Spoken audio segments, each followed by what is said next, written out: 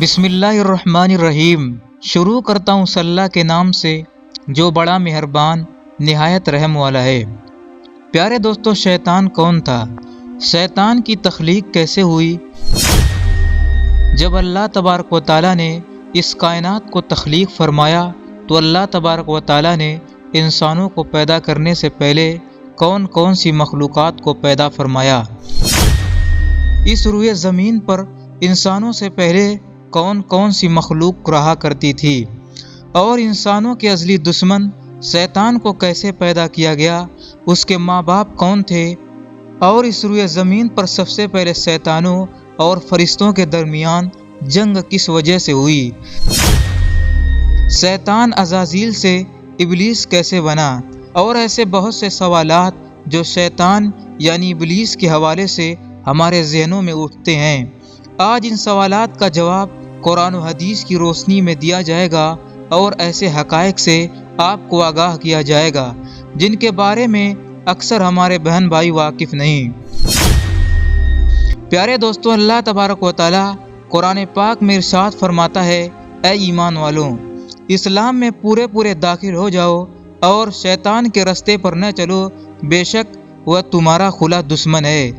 حضرت آدم علیہ السلام کی تخلیق سے پہلے اللہ تبارک و تعالیٰ نے صرف دو مخلوقات کو پیدا کیا، ایک ناری اور دوسرا نوری، یعنی فرشتوں کو کہا جاتا ہے، جن کو اللہ تبارک و تعالیٰ نے نور سے تخلیق فرمایا۔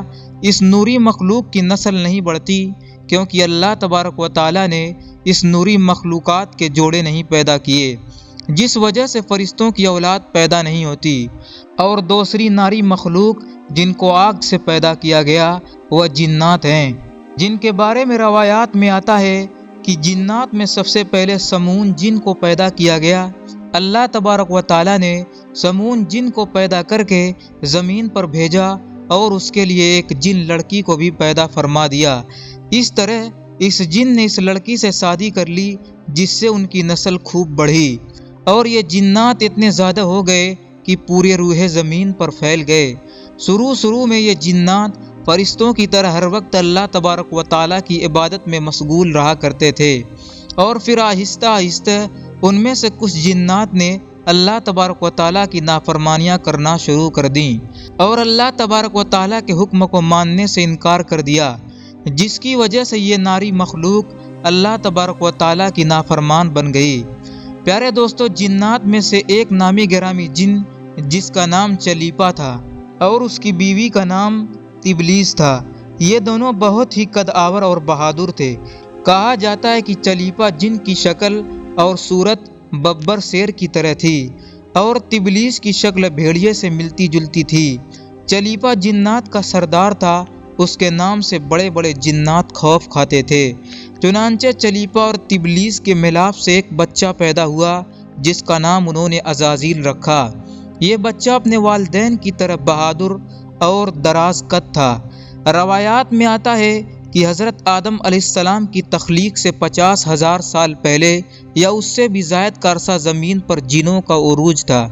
اس روئے زمین پر ہر طرف جنات ہی جنات تھے۔ یہ جنات زیادہ شریر تھے، اور یہ زمین کے اندر فتنہ فساد پھیلاتے تھے۔ اس طرح جب جنات نے اس زمین پر فساد پھیلانا اور تباہی مچانا شروع کر دی، تو اس وقت اللہ تبارک و تعالیٰ نے فرشتوں کو حکم دیا کہ زمین پر جاؤ اور جنوں سے جنگ کرو۔ تو فرشتے اللہ تبارک و تعالیٰ کے حکم سے زمین پر اترے۔ ان فرشتوں نے جنوں کو حکم دیا کہ اللہ تبارک و تعالیٰ نے حکم دیا ہے کہ زمین میں امن و امان سے زندگی بسر کرو، لیکن جنات نے فرشتوں کی بات ماننے سے انکار کر دیا، جس کی وجہ سے جنات اور فرشتوں کے درمیان بہت بڑی جنگ ہوئی۔ اس خوفناک جنگ میں عزازیل کے والدین یعنی چلیپا اور ابلیس نے بھی شرکت کی۔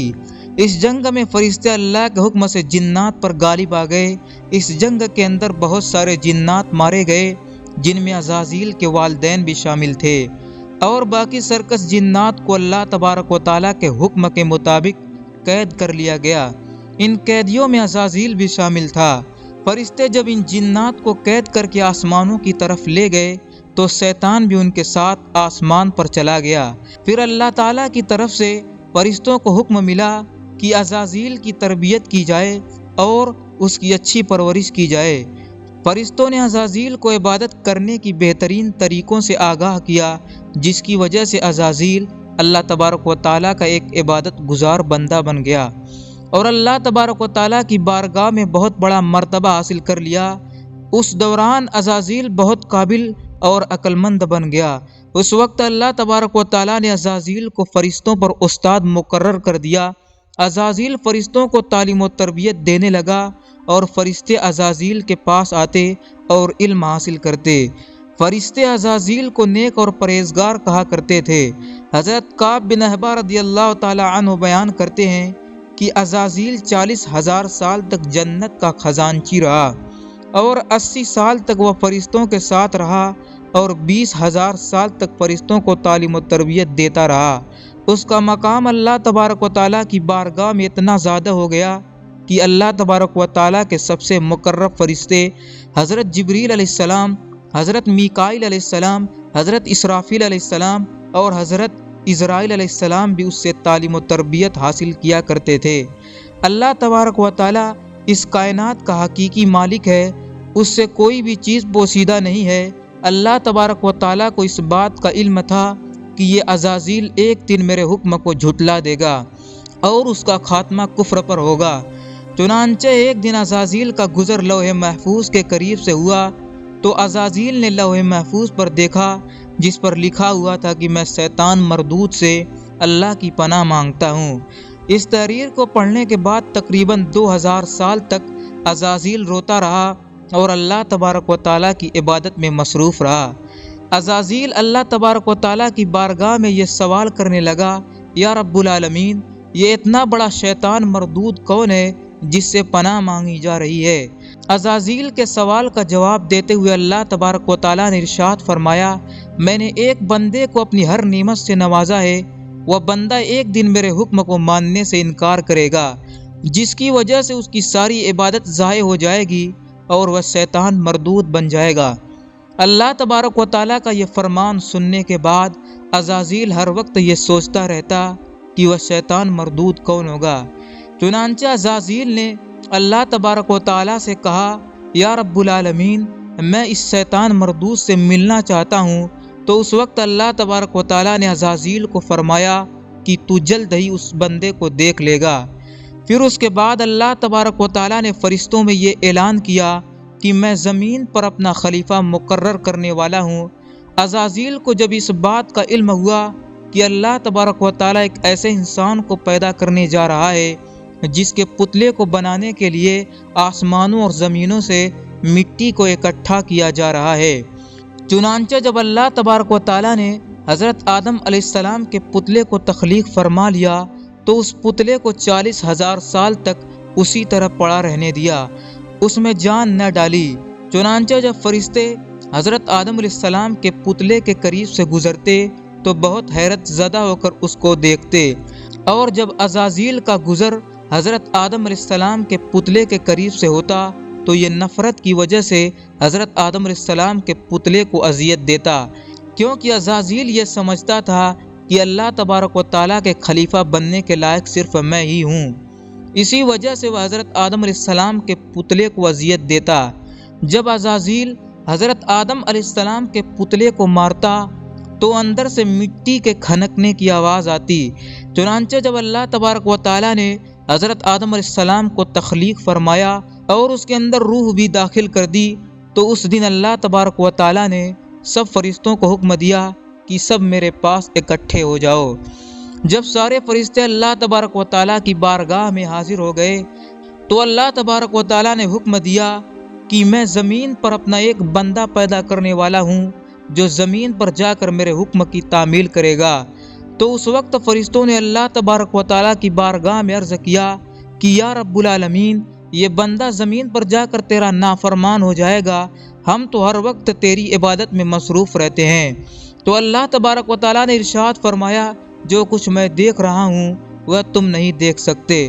اس وقت سب فرشتوں کو حکم دیا گیا کہ حضرت آدم علیہ السلام کو سجدہ کرو، تو تمام فرشتے اللہ تبارک و تعالیٰ کے حکم کے مطابق حضرت آدم علیہ السلام کو سجدہ کرنے کے لیے جھک گئے، لیکن عزازیل نے حضرت آدم علیہ السلام کو بغض اور تکبر کی وجہ سے سجدہ نہ کیا۔ اس وقت اللہ تبارک و تعالیٰ نے عزازیل سے پوچھا کہ تم نے سجدہ کیوں نہیں کیا؟ اس وقت عزازیل تکبر اور غرور میں آ کر بولنے لگا، اے رب العالمین، تو نے مجھے آگ سے پیدا کیا اور اس پتلے کو مٹی سے پیدا کیا، میں اس مٹی کے پتلے سے کئی درجہ بہتر ہوں۔ عزازیل کی یہ بات سن کر اللہ تبارک و تعالیٰ نے عزازیل کو وہاں سے نکل جانے کا حکم دیا اور فرمایا، تو شیطان مردود ہو چکا ہے، تم پر قیامت تک میری لعنت ہوتی رہے گی۔ اس وقت عزازیل کو اس بات کا علم ہوا کہ لوح محفوظ پر جس شیطان کا ذکر تھا وہ در حقیقت میں ہی ہوں۔ اس طرح جب عزازیل اللہ تبارک و تعالیٰ کی نافرمانی کی وجہ سے شیطان مردود بن گیا تو اللہ تبارک و تعالیٰ سے کہنے لگا، اے رب العالمین، میں چاہتا ہوں کہ مجھے قیامت تک زندہ رہنے کی مہلت دی جائے۔ تو اللہ تبارک و تعالیٰ نے شیطان مردود کی بات مان لی اور اس کو قیامت تک کی مہلت دے دی گئی۔ اس وقت شیطان مردود اللہ تبارک و تعالیٰ کی بارگاہ میں عرض کرنے لگا، میں تیرے بندے کو راہ راست سے بھٹکاؤں گا اور ہر طرح سے تیرے بندوں کو تیرے حکم کا نافرمان بناؤں گا، اور بہت سارے تیرے بندے میرے شکنجے میں آ کر تیری نافرمانی کریں گے اور گناہوں کے اندر مبتلا ہو جائیں گے۔ اس وقت شیطان مردود کو اللہ تبارک و تعالیٰ نے ارشاد فرمایا کہ تو میرے بندوں کو میری راہ سے بھٹکائے گا اور میری نافرمانیوں کے اندر مبتلا کرے گا، میری رحمت بہت بڑی ہے، میں اپنے فضل و کرم سے اپنے بندوں کو معاف کرتا چلا جاؤں گا۔ اس طرح غرور اور تکبر کی وجہ سے عزازیل شیطان مردود ہو گیا اور اللہ تبارک و تعالیٰ نے لعنت کا توق اس کے گلے میں ڈال دیا، اس کو آسمان سے نیچے پھینک دیا گیا، اور اس طرح شیطان مردود ہمیشہ ہمیشہ کے لیے اللہ تبارک و تعالیٰ کی رحمت سے دور ہو گیا۔ روایات میں آتا ہے کہ جب قرب قیامت میں دوسرا سور پھونکا جائے گا تو اس وقت اللہ تبارک و تعالیٰ شیطان کو دردناک موت عطا فرمائے گا، اور اس کے بعد شیطان مردود کو ہمیشہ ہمیشہ کے لیے جہنم میں داخل کر دیا جائے گا۔ اللہ تبارک و تعالیٰ سے دعا ہے کہ اللہ تبارک و تعالیٰ ہمیشہ اپنی فرما برداری میں زندگی گزارنے کی توفیق عطا فرمائے اور شیطان مردود کے شر سے ہمیں، ہمارے اہل و عیال اور تمام امت مسلمہ کو محفوظ رکھے۔ پیارے دوستوں، امید کرتا ہوں ویڈیو آپ کو پسند آئی ہوگی۔ اگر ویڈیو پسند آئی ہے تو چینل کو ضرور سبسکرائب کریں اور ساتھ ہی ساتھ بیل آئیکن کو بھی پریس کر دیں تاکہ آنے والی نئی ویڈیو کی نوٹیفیکیشن آپ کو مل سکے۔